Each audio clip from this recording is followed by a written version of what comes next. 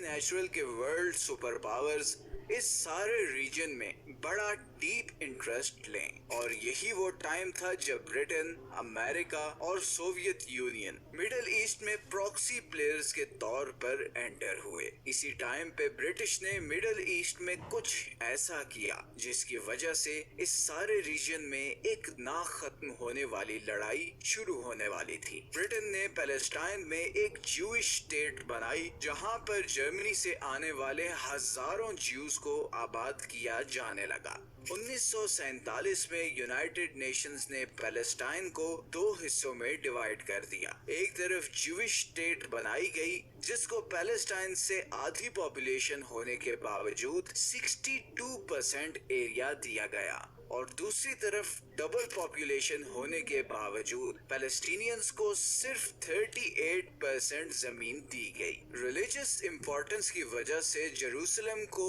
International administration کے under کر دیا گیا۔ پلان پروپوز ہونے کے ایک سال بعد ہی برٹن یہاں سے چلا گیا اور اسرائیل نے انڈیپینڈنس ڈکلیئر کر دی، اور پھر وہ کانفلکٹ شروع ہوا جو آج بھی کئی ہزار معصوم لوگوں کی جانیں لے رہا ہے۔ اسرائیل کی انڈیپینڈنس ڈکلیئر کرنے کے باوجود کسی عرب کنٹری نے اسے ایکسپٹ نہیں کیا، اور 1948 میں کئی عرب اسٹیٹس نے اسرائیل پر اٹیک کیا، مگر اسرائیل یہ وار جیت گیا، اور اس کے نتیجے میں اسرائیل نے نہ صرف جیوش بلکہ 60% عرب ایریا پر بھی قبضہ کر لیا۔ تقریباً 7 لاکھ پیلسٹینین عربز اپنا کنٹری چھوڑ کر لیبنان چلے گئے، اور اس ایک مائگریشن نے پورے لیبنان کے ڈیموگرافکس بدل دیے، کیونکہ اب وہاں پر مسلمز میجورٹی میں ہو چکے تھے، اور یہی چینج آگے چل کر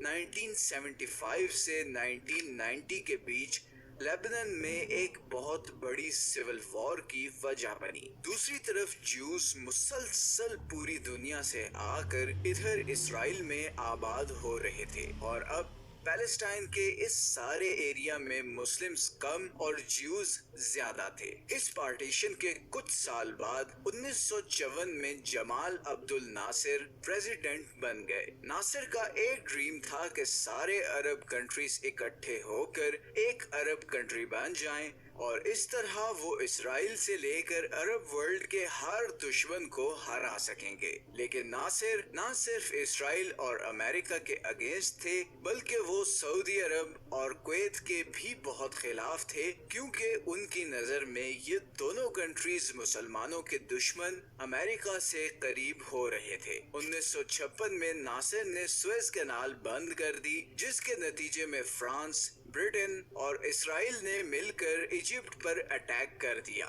لیکن سم ہاؤ ایجپٹ یہ وار جیت گیا، اور پورے عرب ورلڈ میں ہر طرف عبد الناصر کے چرچے ہونے لگے۔ پوری عرب ورلڈ عبد الناصر کی نیشنلسٹ آئیڈیالوجی سے بہت امپریس تھی، اور اسی سے انفلوئنس ہو کر 1962 میں یمن میں عرب نیشنلز اور یمنی گورنمنٹ کے بیچ ایک سول وار شروع ہو گئی، اور یہی وہ وار تھی جس میں پہلی دفعہ پراکسی پلیئرز کی انٹری ہوئی۔ یہ سول وار سعودی عرب، کویت اور جارڈن جیسے فیملی کنٹرولڈ کنٹریز کے لیے خطرے کا سگنل تھی، بیکاز کل کو یہی آئیڈیالوجی ان کی کنٹریز میں بھی آ سکتی تھی، جس سے ان کی حکومت خطرے میں پڑ سکتی تھی۔ اس لیے ان سب کنٹریز نے امریکہ کے ساتھ مل کر یمنی گورنمنٹ کو نیشنلسٹس کے خلاف سپورٹ کیا، جبکہ دوسری طرف عبد الناصر نے ایجپشن فوجیوں اور ہتھیاروں کے ساتھ نیشنلسٹس کی مدد کرنا شروع کر دی۔ ایجپٹ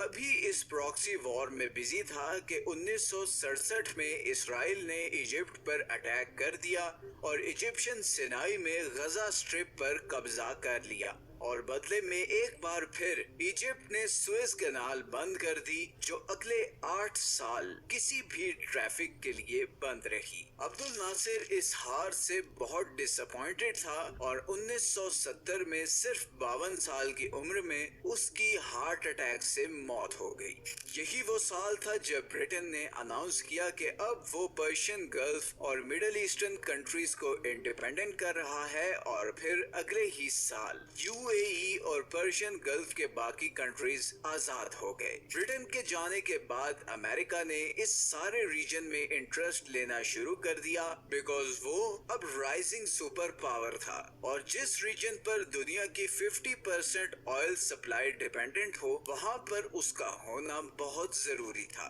अगले 8